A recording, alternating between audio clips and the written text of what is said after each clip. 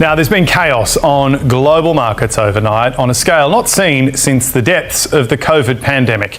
US markets have suffered the heaviest losses, with trillions of dollars wiped in the wake of Donald Trump's wide-ranging tariffs. The stock market plunged on Friday, with the S&P 500 having its second worst day of the year, dropping 2%. Experts blame the plunge on a new report that shows hotter than expected inflation, as well as fears about the potential that President Trump's tariffs could have a negative impact on the economy. There are also concerns about lagging investments in AI, artificial intelligence. The tech-heavy NASDAQ was down nearly 3%. Ken Fisher joins me now.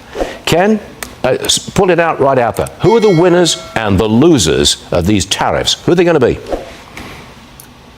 So the big winner, and first, thanks for having me, Stuart, always. The big winner is...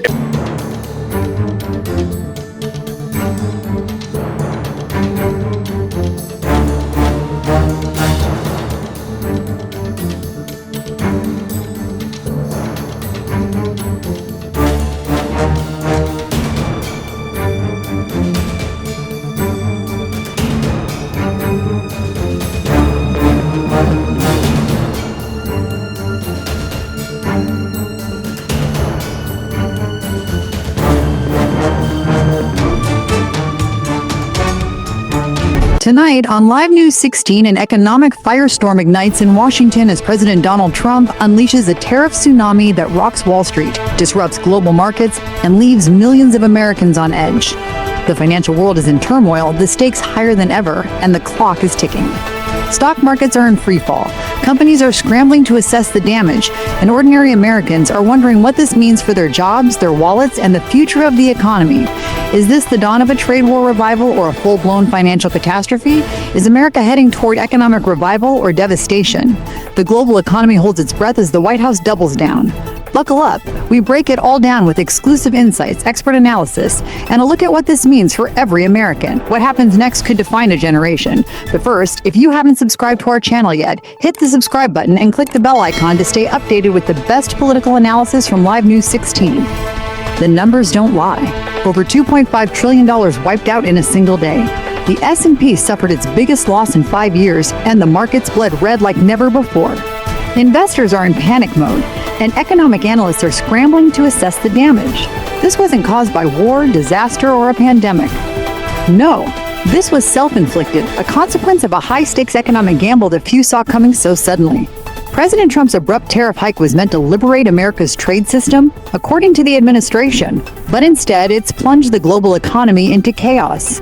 The new tariffs target a wide range of imported goods from China, Europe, and even close allies like Canada and Mexico.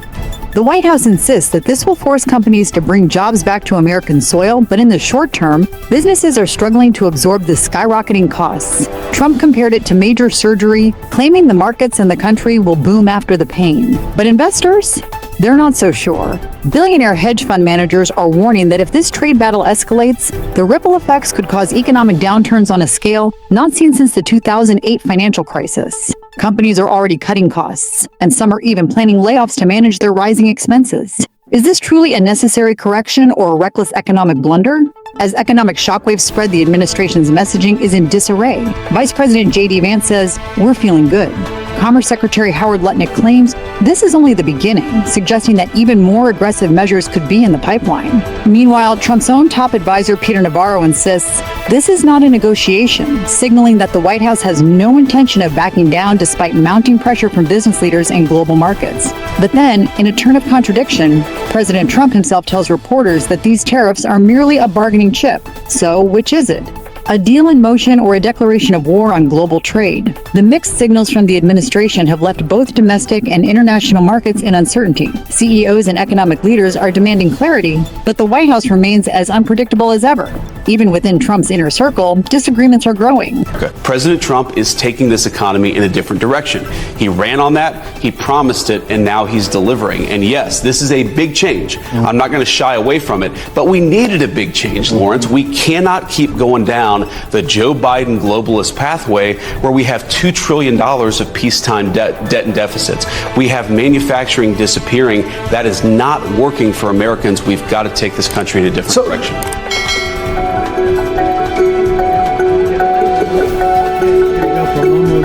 no percentage. We used to have 100% of the chip market. Now it's all in Taiwan, almost all in Asia.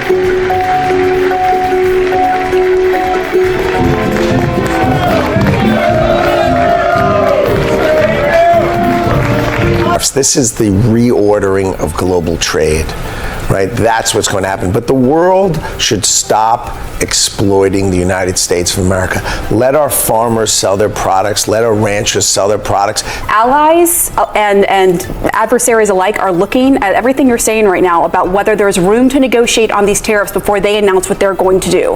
What I hear from you is that there isn't room for negotiation. Is that right? You said that the president won't back off. What I said very clearly, the president is not going to back off. So he's not going to back off of what he announced yesterday. He is not going to back off. Treasury Secretary Steven Mnuchin is reportedly in talks with major Wall Street players, urging calm and looking for ways to soften the blow. Yet hardliners in the administration believe the pain is necessary to reset the trade landscape. Could these internal conflicts lead to further instability? We take a closer look at the divisions within the highest levels of government. Out of the boardroom into the real world, the pain is already being felt. Stellantis, the automaker behind Dodge and Chrysler, has halted production in Mexico and Canada. 900 American workers temporarily laid off, and experts say they won't be the last. Got a Wagoneer that's not really selling that good, so we don't work as many hours as we used to. We cutting shifts. You know, the other plants suffering too. Automakers across the board are warning of supply chain disruptions that could lead to months of delays for new vehicles and higher costs for consumers. Retailers already struggling with inflationary pressures are now facing increased costs on imported goods.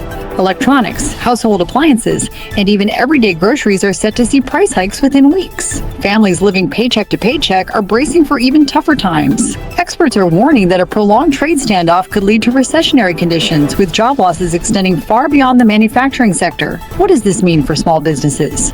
Many are now facing a critical decision: absorb the cost increases and risk going under, or pass them on to consumers and risk losing customers.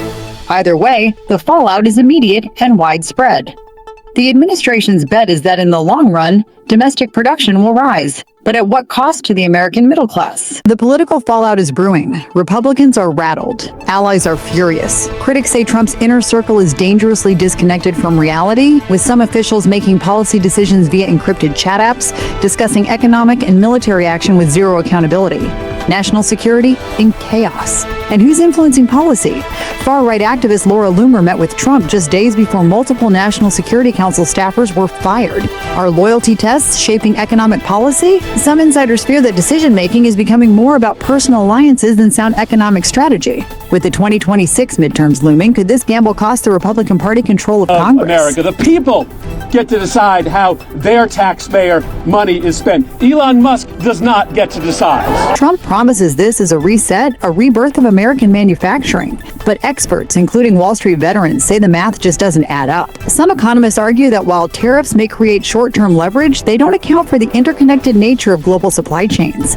Peter Tuchman, a legendary trader, slammed the tariff formula as nonsense, likening it to apples, oranges, and cashews divided by 10 times 4.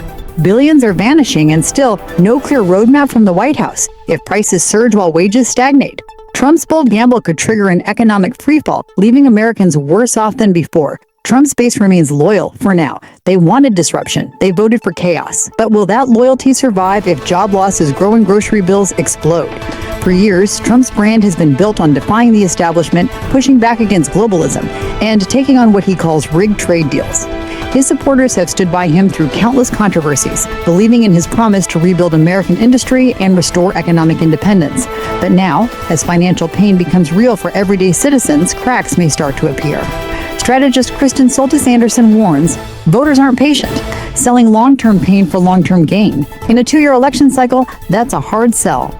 Midterms are approaching fast, and history has shown that economic downturns can have devastating effects on the party in power. If gas prices spike, food costs soar, and companies lay off workers, Republicans may find themselves facing an uphill battle to maintain control of Congress. Meanwhile, Democrats are sharpening their attacks, framing Trump's tariff policies as reckless and destructive. Economic analysts predict that if inflation surges once more, the Federal Reserve may be forced to intervene aggressively, potentially triggering a recession just in time for the elections. They're going to stand by as the president pushes our American economy into a recession. Donald Trump is using tariffs in the dumbest way imaginable. In fact, Donald Trump slapped tariffs on penguins and not on Putin. Donald Trump and his economic advisors, they cannot explain this. They're just going out to the American people and they're saying, trust us. We're going to take care of this. It's just that prices are too high. Inflation's too high. Now the entire economy is in chaos. And that's solely due to Donald Trump. Even within Trump's own party, dissent is growing. Some Republican lawmakers in trade-heavy states are voicing concerns, warning that their constituents are already feeling the strain. Farmers, small business owners, and manufacturing leaders are urging the administration to reconsider before the damage becomes irreversible. So the question remains, will Trump's base stand firm in the face of rising costs and job losses? Or will the economic strain finally test their loyalty? If history is any indication, financial hardship has a way of reshaping political landscapes. As 2026 looms, the stakes couldn't be higher. The storm clouds are gathering. This isn't just about tariffs. It's about trust, transparency, and the trajectory of a nation caught in the crossfire of power, politics, and populism. Stay tuned, subscribe, and turn on notifications, because here at Live News 16, we don't just report the news, we break it wide open. I am Janet MacArthur signing off.